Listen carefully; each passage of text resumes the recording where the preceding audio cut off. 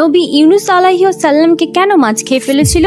আল্লাহ তাআলা ইউনুস আলাইহিস সালামকে ইরাকের একটি নিনেভে অঞ্চলে ইসলামের দাওয়াত পৌঁছানোর জন্য পাঠালেন।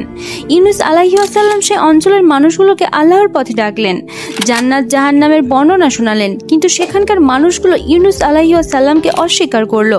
এভাবে দীর্ঘদিন তাদেরকে দাওয়াত দেওয়া হলো, কিন্তু কেউ গ্রহণ করলো না। ইউনুস আলাইহিস সালাম তখন রাগ করে সেই অঞ্চল থেকে চলে গেলেন। তবে আল্লাহ তাআলা সেই অঞ্চল থেকে ইউনুস আলাইহিস সালামকে চলে যাওয়ার জন্য অনুমতি দেয়নি। ইউনুস আলাইহিস সালাম সে অঞ্চল থেকে চলে যাওয়ার জন্য একটি নৌকোতে উঠলেন।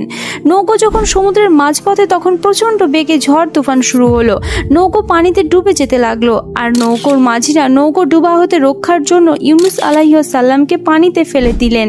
তখন একটি বিশাল বড় মাছ এসে ইউনুস আলাইহিস সালামকে গিলে ফেললেন।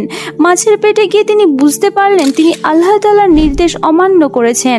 তাই তিনি বিশেষ একটি দোয়ার মাধ্যমে আল্লাহর কাছে ক্ষমা চাইলেন।